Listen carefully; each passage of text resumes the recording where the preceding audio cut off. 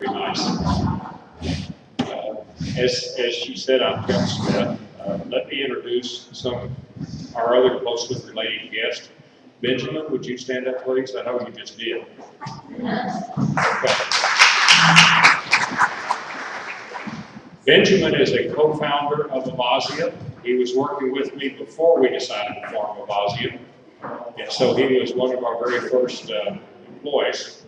And Benjamin has bought an instrument with him today that I welcome you one at a time to go let him measure you while we're doing our talks, and he'll then email you a report, and it will measure the various balances and imbalances of all 12 of your acupuncture meridians.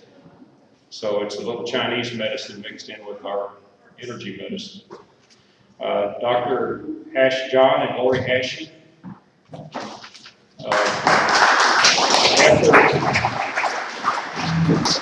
You too, Lori. Yay! Okay.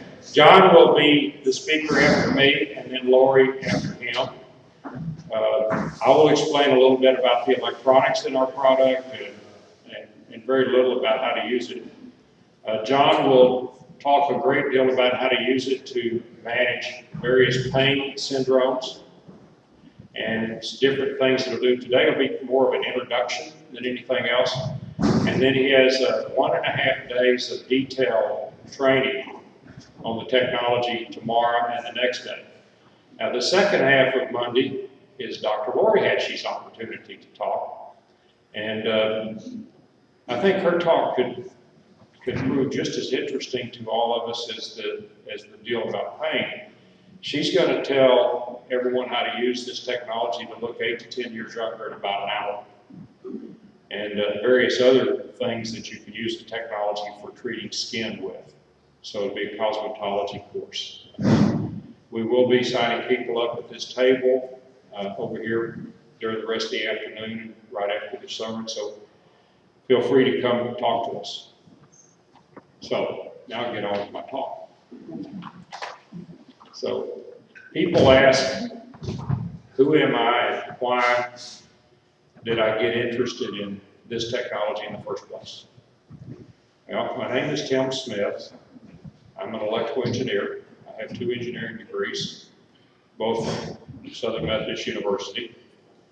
I was introduced to electronics when I was in about the 8th grade. My dad decided that electronics would be good for me because I understood math and science quite well.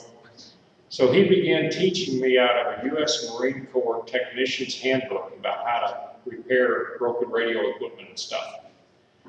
And then he purchased for my use several kits that if you assemble them, you end up with an electronic product. So the first kit that he ever assembled or got for me built a radio that worked without a battery, and you could just hook the antenna up any screen on your house and listen to radio stations, which was kind of interesting and fun. Then he bought a kit for me that had 3 or 4 vacuum tubes in it, and we actually built a shortwave radio receiver. So I sat out in our tool shop in the backyard, and I listened to conversations between Great Britain and South Africa when I was in the 9th grade. And that was, to me, as a kid, that was just a fascinating thing. I mean, I could hear people talking in languages I had no idea what they were, but it was still fun.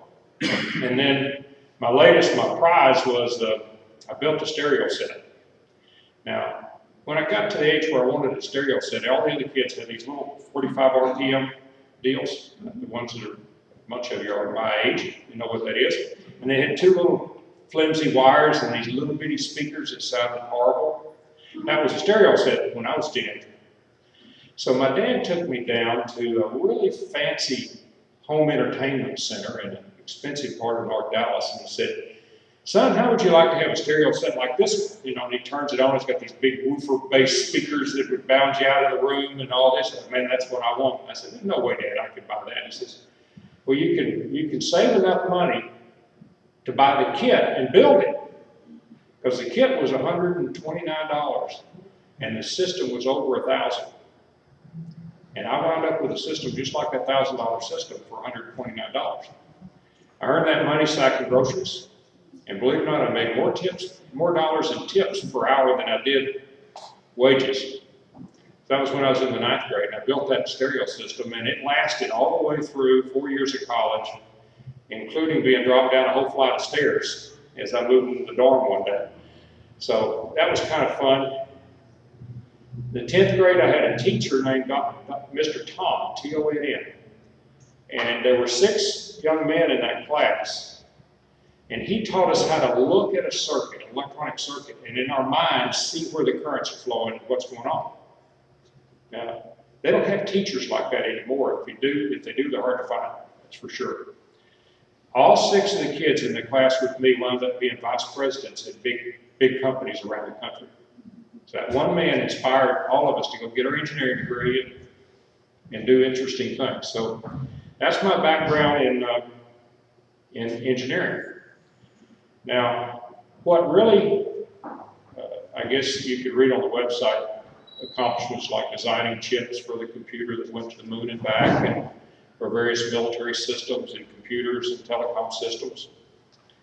But what really got me fascinated about building a product like this that will help the body deal with all sorts of problems was when I began to understand, and I had some people explain to me how the electronic control system in your body works and how you can tune it to cause it to improve what's going on.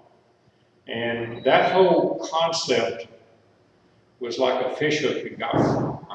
I was caught. For instance, I found that you could use electronic signals to return blood circulation to feet in people that have diabetic neuropathy.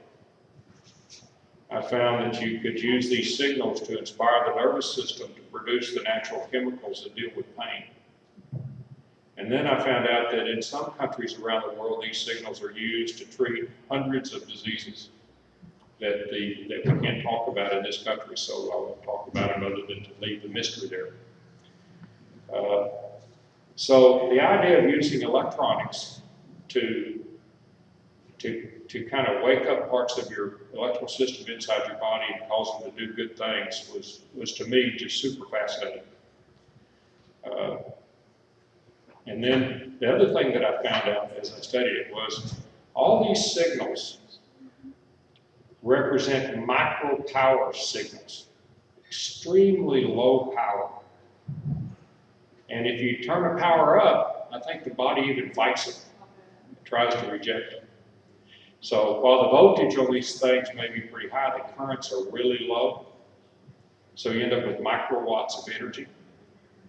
And it's kind of amazing that low power has always inspired me. I mean, that's why I designed the chip that went into space, because I designed it to work at extremely low powers, and that's why NASA picked them, because they didn't burn the batteries up.